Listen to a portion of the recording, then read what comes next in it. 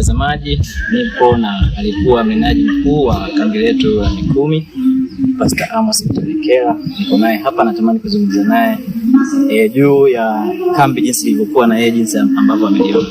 Pastor, karibu. Asante sana. Kambi ilikuwa nzuri sana. Uzuri wa hili kambi mmoja wapo yafuatayo. Inavyoonekana wenyeji walijiandaa vizuri kuleta kwaya ngeni 3. Huwa sio jambo la kawaida kambi moja kuwa na kwaya ngeni 3, tena moja kutoka nchi za nje, Kenya, Embakasi Central Choir. Kwa kweli nimetia moyo sana. Na nyingine ikitokea kule external Dar es Salaam, Ufunuo. Nyingine ikitoka Magomeni. Kwa hiyo ni kama nilikuwa naona kwenye mahudhurio wageni kudumisha kwaya walikuwa wengi kuliko wenyeji walio.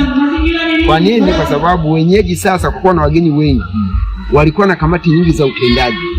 Kwa washughulike huku usafi, huku chakula, huku nini. Lakini kwa tunachoshukuru ni kwamba pamoja na hayo mahudhurio yalikuwa mazuri na huduma ya uimbaji ilikuwa ya pekee sana. Huduma ya chakula kwa kweli ilikuwa vizuri mno. Na nilichofurahia kingine kwenye kambi hili, utunzaji wa muda, utunzaji wa ratiba ilikuwa vizuri mno. Na Mungu ashukuriwe kwamba kwaya zote zilijipanga. Kwa hiyo kila wimbo ukiimbwa ni kama huduma.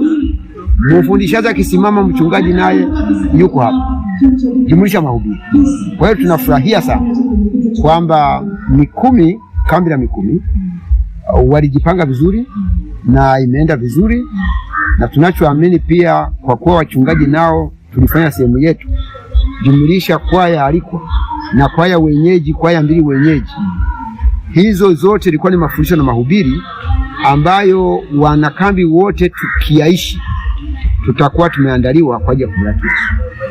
Amina. Pastor, wewe umekuwa miongoni mwa watu ambao wamenibariki sana hili kambi. Binafsi hata mimi umenibariki sana. Sasa kwa somo lako ile la majambazi 5 wanaoshambulia moyo, kwa kweli imenibariki sana. Unajisikia aliyekuwa mbaraka mkubwa katika kambi kama hii ambayo imekuwa na wageni wengi sana? Ninaposikia shuhuda hii nafurahi, kwa sababu ninapohudumu sijijui vizuri. Maana watu naamini sisi ni vyombo, ni Yesu anaongea na watu.